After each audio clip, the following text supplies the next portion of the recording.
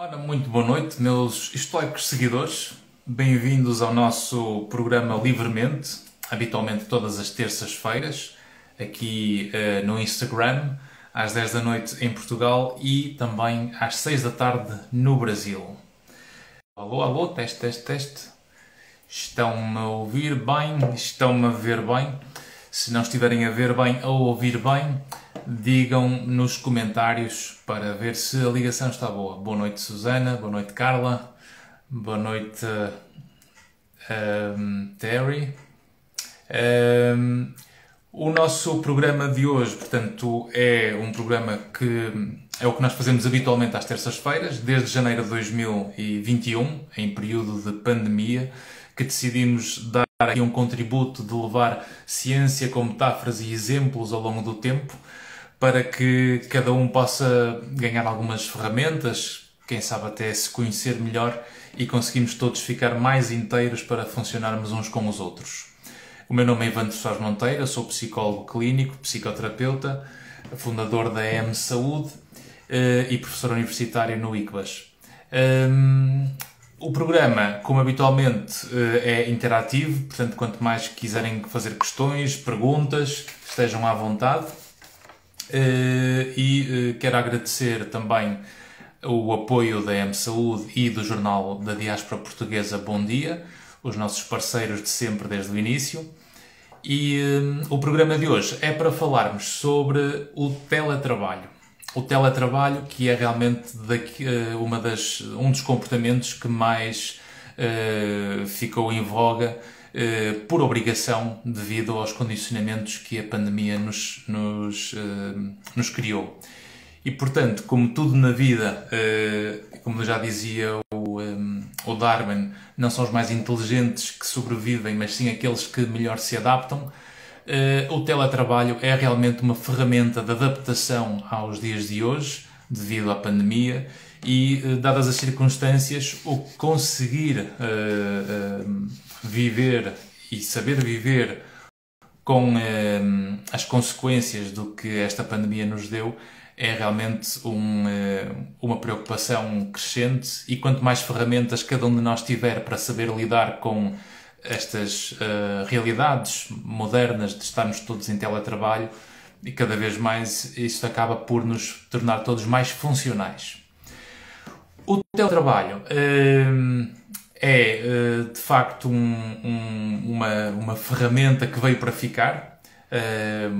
O mundo mudou graças ao impacto da pandemia e nós temos realmente que fazer este esforço de adaptação, porque quanto mais dificuldades nós tivermos em nos adaptar àquilo que não dá para mudar, portanto, porque é inevitável que o mundo mudou com a pandemia, quanto mais nós rejeitamos ou menos aceitamos aquilo que a pandemia causou, mais difícil vai ser a nossa gestão emocional. Por isso, se tiverem questões, perguntas ao longo desta nossa live de hoje, estejam à vontade em colocar, e eu vou partilhar convosco como era o tema de hoje, para falarmos sobre o teletrabalho e sobre dicas de autocuidado. Porque, se repararem, a maior parte de nós é capaz de ser mais disciplinado em manter comportamentos e conseguir cumprir horários e ajudar ou fazer o que é preciso quando tem a ver com responsabilidades e deveres impostas ou criadas por terceiros. Ou são as responsabilidades profissionais, ou é algum encontro que temos com alguém, e por isso nós mantemos a reunião, mantemos a consulta médica, mantemos o horário de trabalho. Mas depois há um problema, que é quando nós temos de facto tempo para cuidar de nós, que é quando não temos obrigações para com o mundo ou para com os outros, a nossa capacidade de gestão do nosso próprio tempo e do nosso stress. Quando nós passamos para uma atividade profissional dentro de casa, nós começamos a misturar a vida profissional com a vida pessoal. E muitos de nós, de certeza que deve ter sentido a experiência de estar a trabalhar em casa e que a fronteira onde começa a vida pessoal e onde termina a vida pessoal e começa a profissional, nós sentimos aqui de facto dificuldades de gestão do nosso tempo e gestão do nosso stress. E o que nós sabemos também, pela investigação que tem sido feita nesta área, portanto, e numa pesquisa, por exemplo, numa investigação de 4.000 pessoas, nós percebemos que a pandemia teve um impacto muito significativo, em que 32% das pessoas manifesta ter tido um impacto bastante negativo e que foi o que levou ao desenvolvimento de ansiedades e de quadros de depressão. E, portanto, quando nós vemos o impacto, de facto, da pandemia, o saber o que fazer com os sintomas, ou seja, no sentido de terem consciência dos comportamentos que começamos a ter, que podem levar ao risco de começarmos a transformar a ansiedade em perturbação de ansiedade, ou quando a ansiedade chega ao ponto de ficar de tal forma descarrilada que nos leva à depressão. Então, há dados importantes que nós podemos partilhar e que são basicamente evidentes na maior parte da nossa natureza humana e que, quando conseguimos gerir esses comportamentos, por regra, conseguimos prevenir o aparecimento da psicopatologia, ou seja, da doença mental. Por exemplo, ainda neste estudo, para além de 34% dizer que teve sintomas de ansiedade e depressão, 23% tiveram stresses financeiros, 13% com stresses no trabalho e os sintomas de burnout a começarem a serem acentuados nos que tiveram em teletrabalho. E porquê que o burnout acontece? Porque nós temos muita dificuldade em impor ou disciplinar horários para a nossa própria vida. Quando vocês marcam uma reunião com alguém às 11 horas, ou marcam uma consulta com o médico ou com o psicólogo, e aparecem à hora marcada, se vocês marcarem, ou quantos de vocês é que marcam, por exemplo, uma ida ao ginásio ou uma caminhada na quinta-feira às 11 da manhã e chega quinta-feira e não apetece? E como basicamente somos nós que marcamos a reunião connosco, nesse lugar, então nós basicamente achamos que não estamos a prejudicar ninguém. Então abdicamos do compromisso de fazer o que nós dissemos que íamos fazer. Isto significa que quando eu marco alguma coisa com alguém e cumpro, e marco uma coisa comigo e não cumpro, o que eu estou a dizer é que a forma como eu cuido de mim vale menos do que a forma como eu cuido da relação com o outro. E isto não pode ter a ver com o sentido de responsabilidade e de dever, porque a responsabilidade e o dever de cuidar do trabalho tem também a ver com a responsabilidade e o dever de cuidar com a pessoa que vocês veem no espelho. Quanto mais nós somos capazes de cuidar de nós próprios, mais conseguimos funcionar com o mundo à nossa volta. Por isso, quanto mais equilíbrio nós tivermos entre aquilo que fazemos e os compromissos que temos, não só com o mundo, mas também com nós mesmos, mais a balança equilibra entre aquilo que é o mundo de compromisso com os outros e o mundo de compromisso com nós próprios. Portanto, quando a pessoa diz assim, vamos ter estas reuniões 3 vezes por semana ou 2 vezes por semana e temos, por exemplo, a nossa ida ao ginásio 2 vezes por semana, ou temos a nossa corrida 2 vezes por semana, ou a caminhada 2 vezes por semana, e nós prescindimos sempre do nosso tempo, nós estamos a mostrar que o nosso valor permanente acaba por ser posto mais em causa do que o valor que nós temos para os outros. E, portanto, eu não quero falhar com os outros, mas estou a falhar comigo. E isso é um fator de vulnerabilidade e de nós começarmos a gerir mal o nosso tempo e o nosso stress. E, portanto, que sinais ou que pistas nós podemos ter, por exemplo, para mostrar que nós estamos em sintomas de começarmos a ter dificuldades de funcionamento no home office, no nosso teletrabalho? Por isso, quando nós estamos, por exemplo, em reuniões com a câmara desligada, quem mantém permanentemente a câmara desligada é um sinal de alerta, é um sinal de aviso. Quem, por exemplo, não interage com as equipas como antes interagia, é também um sinal de aviso, porque nós estamos realmente a fazer um afastamento social, uma redução da interação. Por exemplo, quando está visível, ter um face mais triste, um semblante mais triste e inexpressivo. O quarto fator de sinais de vulnerabilidade do teletrabalho, o quarto fator, é a falta de cuidado com a aparência quando é alguém que antigamente prezava por isso. Portanto, quando começamos a ficar mais desleixados na nossa imagem. O quinto fator, ter um discurso ou uma fala triste, de uma forma significativamente diferente do que era antes. O ponto 6, uma queda na produtividade. Nós sentirmos que não estamos a conseguir produzir tanto como nós gostaríamos ou como habitualmente fazíamos e os outros também notarem nisso. E se nós vemos algum amigo ou algum colega ter alguma destas características, a conversa ou trazer à consciência essa realidade ajuda-nos a conseguir também aumentar a consciência desse colega. E quando nós aumentamos a consciência, geralmente conseguimos controlar melhor as emoções. E quando as emoções e a consciência estão mais articuladas, nós geralmente conseguimos também melhorar os comportamentos. E como nós mudamos sempre pelo que fazemos, então é pela execução de novos comportamentos e com a atenção a estes detalhes que nós vamos conseguir mudar a forma como nós cuidamos de nós mesmos. Por isso, se algum destes 6 fatores estão identificados, 1, 2, quantos mais pior, não é? Mais vulneráveis estamos, e são sinais de alerta para nós percebermos que estamos mais vulneráveis na nossa saúde mental. O próprio conceito de saúde mental da Organização Mundial de Saúde é mesmo o conceito de não apenas estar longe da doença, é de facto nós termos o bem-estar, conseguirmos sentir realizados e satisfeitos e conseguirmos estar bem com aquilo que somos e onde estamos e com quem estamos e estarmos em pleno funcionamento. Por isso, quanto mais nós conseguimos equilibrar esta relação entre o que nós pensamos, fazemos e sentimos, dentro dos contextos e das pessoas à nossa volta, mais conseguimos manter o nosso equilíbrio. Por isso é que capacitar o nosso equilíbrio envolve nós ouvirmos música, lermos livros,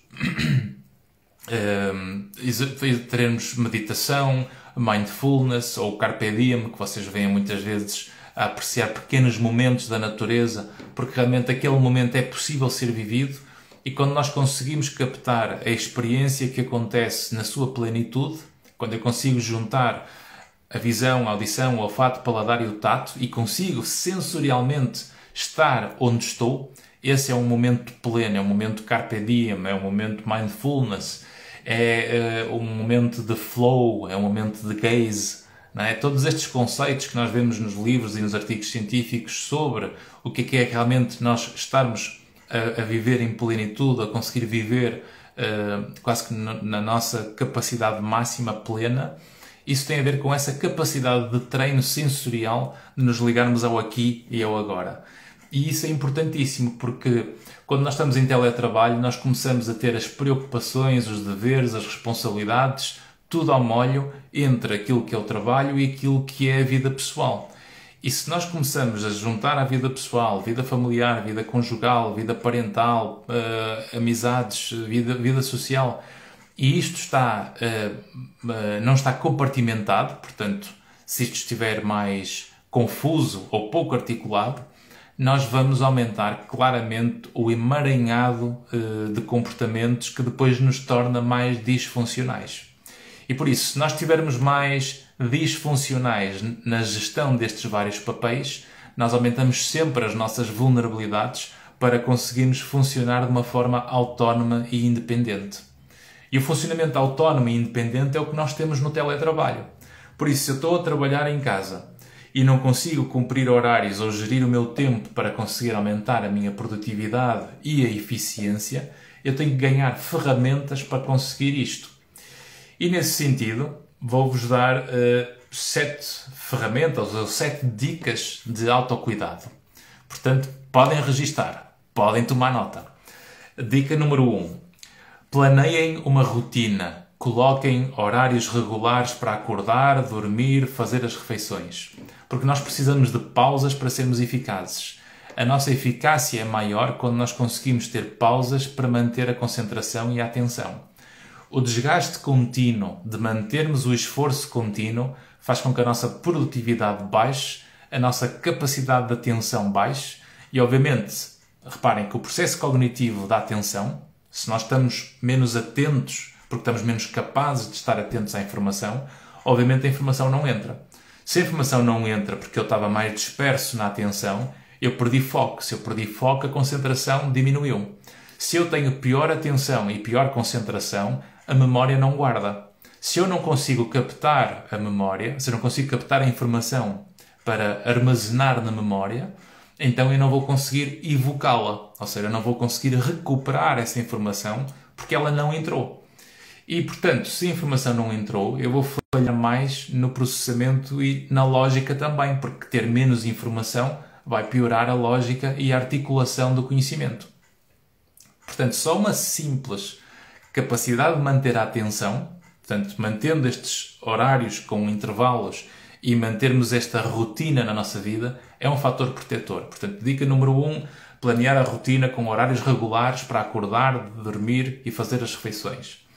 Dica número 2. Não se descuidem e mantenham o uso rotineiro da alimentação como ferramenta para manter o equilíbrio. E se tiverem medicações, tomarem essas medicações necessárias e não de uma forma, como dizer, automedicação. A automedicação não é nunca a melhor ferramenta, porque pelo contrário, se o conselho de alguém para a nossa vida sobre uma medicação é a solução dessa pessoa, a solução dessa pessoa pode ser o nosso veneno.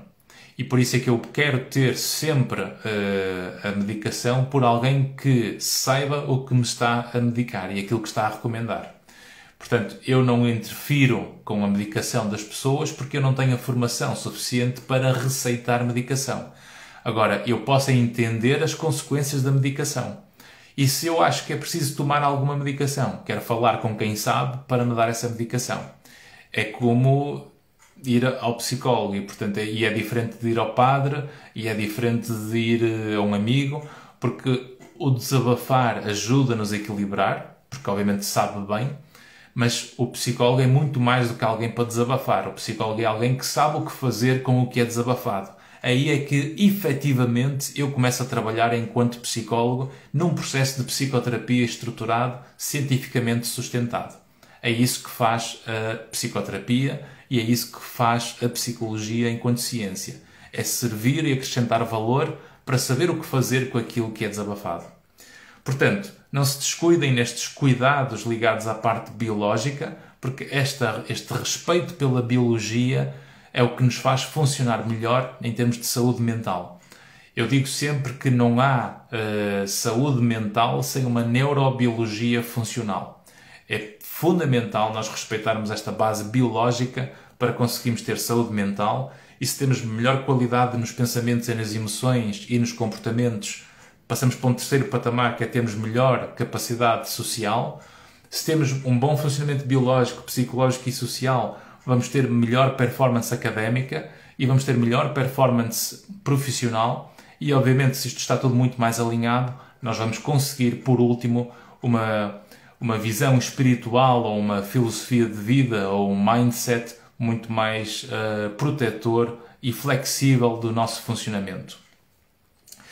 Portanto, este é o segundo ponto. Terceiro ponto. Faça pausas a cada hora, levantem-se, andem, bebam água regularmente. Por exemplo, a investigação demonstra que cerca de 25% das nossas dores de cabeça é explicado simplesmente por falta de água, desidratação. Por isso, beber água é fundamental. E quando dizemos beber água, não é quando temos sede. Porque quando surge a sede, é o corpo já em carência. Então eu tenho que ir bebericando água ao longo do tempo. Porque se eu for bebendo água, eu vou mantendo muito mais essa hidratação que me, por exemplo, ajuda a funcionar muito melhor. Porque se as necessidades biológicas estão satisfeitas, nós vamos ter muito mais capacidades para funcionar de um ponto de vista psicológico e social. E é por isso que ninguém consegue estar atento numa aula se estiverem com dificuldades de ir à casa de banho. Porque as necessidades básicas chamam a atenção, muito mais a atenção e são mais urgentes do que a informação que é importante.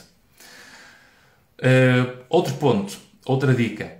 Tentem identificar o que é que estão a sentir e a qualidade dos pensamentos. Porque quando eu consigo entender e narrar ou contar a história do que eu estou a sentir, portanto, se eu consigo pôr em palavras as minhas emoções e os meus pensamentos, eu fico mais consciente.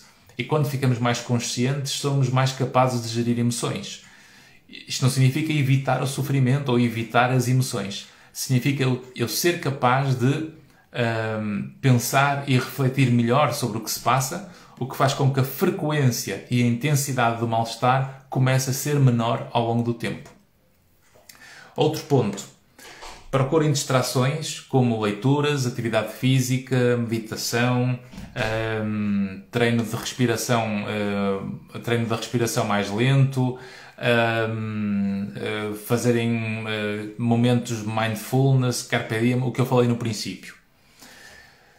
E o exercício físico é fundamental, porque o exercício físico tem um contributo biológico que nos ajuda a produzir um conjunto de hormonas que nos vão dar um contributo para ganharmos mais equilíbrio e robustez emocional. Por isso é que as pessoas que fazem atividade física têm menos índices de ansiedade e menos índices de sintomas depressivos do que quem não faz atividade física. A vida sedentária e um corpo biológico menos funcional, por exemplo, ou demasiado magro ou demasiado obeso, faz com que o organismo funcione pior. Portanto, nós não podemos ter uma aceitação incondicional da biologia como se, por exemplo, se eu for obeso, eu tenho que aceitar que sou assim e não mudo isso. Porque há um território de poder que toda a gente tem, de poder redisciplinar comportamentos para conseguir reduzir riscos. E a capacidade de reduzir riscos está nas nossas mãos em muitas situações. Temos é que aumentar a consciência disso através do pensamento e da gestão das emoções, por forma a que os comportamentos sejam mais consistentes, e quando eu consigo ter comportamentos mais consistentes, nós conseguimos atingir melhor os nossos objetivos. E por isso quem consegue realizar mais objetivos geralmente é quem mais supera as suas metas através de uma atitude consciente daquilo que queria e daquilo que é capaz. E quando aquilo que eu sou capaz encaixa no que eu consigo neste momento, portanto, se as minhas ambições encaixam na realidade do presente, eu consigo geralmente ir alinhando por tentativa e erro, quase que ir encontrando a versão melhor de sempre, precisamente porque estamos a evoluir constantemente. E se, por exemplo, o Zé ou a Paula ou o Pedro, se hoje nós estamos a conseguir fazer algo melhor do que ontem e o que estamos a fazer hoje nunca antes tínhamos conseguido, mesmo que eu queira chegar a um lado que eu ainda não cheguei, esse lado que eu ainda não cheguei é a minha meta. Mas o que estamos a fazer hoje está a ser o melhor de sempre. E se eu consigo ter comportamentos que conseguem chegar a essa... Se eu consigo ter esta interpretação de que o que eu estou a conseguir hoje é a primeira vez que eu estou a conseguir fazê-lo, e ainda bem que estou a fazer esta tentativa e erro, e que graças às minhas falhas recorrentes estou a conseguir ir superando as minhas metas, isto é o que me faz alinhar o comportamento do presente de forma consistente, porque estou a superar a caminho dessa meta que eu estou a idealizar. Portanto, este é um ponto importante, procurar estas formas de distração para irmos arejando, distraindo a leitura, o exercício, a meditação, etc. Outra coisa importante, não gastar tanto tempo nas redes sociais. As redes sociais são tóxicas a partir de meia hora, 1 hora por dia. Basicamente, o que estamos a fazer é gastar tempo da nossa vida. E quando, por exemplo, alguém me diz que eu não tenho tempo para ler, ou eu tenho a vida muito ocupada, não tenho tempo para aprender algo de novo. Mas, no entanto, quando eu peço, por exemplo, nos que querem partilhar, ou que vocês podem ver individualmente, se forem à vossa secção, onde é que estão a gastar nas vossas apps do telemóvel, se forem ver o tempo que gastam nas redes sociais, vão ver que aquela hora que vocês dizem que não têm para ler o livro, ou aquela hora que dizem não ter para fazer o curso online, ou verem o vídeo no YouTube, como é que se faz, o que quer que seja. Aquela hora que nós supostamente dizemos que não temos, ela está sempre lá. Está sempre lá disponível. A questão é que, se eu não disciplino esta forma como nos perdemos nas redes sociais, faz com que nós acabemos por gastar o tempo de uma forma inútil, que depois favorece um sentimento de nos sentirmos piores, o que depois nos faz sentir perda de valor de forma permanente por causa dessas fases temporárias. Diz aqui a Susana que, para mim, ler é uma terapia. Ótimo, Susana. E se essa é uma ferramenta que serve para melhorar o humor, para passar o tempo, é muito mais útil, por exemplo, equilibrar a leitura com o tempo das redes sociais, do que, por exemplo, prescindirmos da leitura ou do exercício físico ou de uma caminhada ou de uma ida ao cinema ou de ver um episódio de uma série. Isto é uma coisa importante também. Eu vejo montes de pessoas que papam séries, não é? Que é assim, um papa-séries, como se diz. Ou seja, veem quase que 2, 3 temporadas numa semana. Estamos a falar de séries que são feitas em 4, 5 anos. E, portanto, se eu gasto o tempo todo, se eu gasto o meu tempo livre a consumir de uma forma compulsiva, eu estou basicamente a desperdiçar o tempo para coisas que são benéficas para mim. Então nós temos que conseguir gerir realmente esta questão do tempo para que fiquemos mais funcionais a gerir este nosso equilíbrio entre vida profissional e vida pessoal. E por isso, ok, este ponto está. Um penúltimo ponto. Quando querem saber informação, procurem fontes seguras. Não procurem informação de uma forma aleatória ou só porque aparece na internet ou no Facebook. Não é nenhuma informação válida ou científica ou sustentada. Portanto, preocupemos em buscar informação em fontes válidas, seguras, fidedignas, preferencialmente sustentadas ou em evidências, em reportagens bem feitas e baseadas em ciência, do que muitas vezes o jeito para a coisa. Porque se vamos nos basear a transformar em evidência opiniões pessoais ou transformarmos em evidência ou em notícia casos raros, nós estamos a prejudicar o todo por causa da parte. E se nós deixamos de viver a vida por causa do todo, desculpem, vou recapitular. Se nós deixamos de viver a vida por causa do particular e da exceção, então eu altero o meu funcionamento adequado, saudável e normal por causa de uma exceção. É como estar a viver não em função do perigo, porque o perigo é real, e eu estar a viver numa situação em que o perigo não está lá, mas é o medo de estar lá.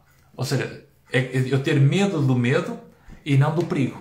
Se eu respondo emocionalmente, se eu passo a sentir uma dor real de um medo construído na minha cabeça, porque na prática não há o perigo, então eu estou a ter uma dor real de um acontecimento que não existe. E se eu passo a viver em função do que se passa na minha cabeça e não estou ligado à realidade à minha volta, eu acabo por comprar sempre mais vulnerabilidade e mais sofrimento. Por último, o que é que importa quando nós estamos em casa?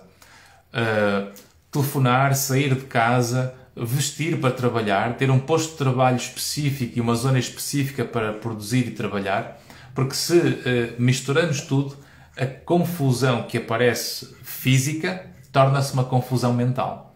E por isso nós temos que conseguir mudar, para conseguirmos ter a mente organizada, a nossa vida real, em termos de espaço físico, também tem que estar organizado.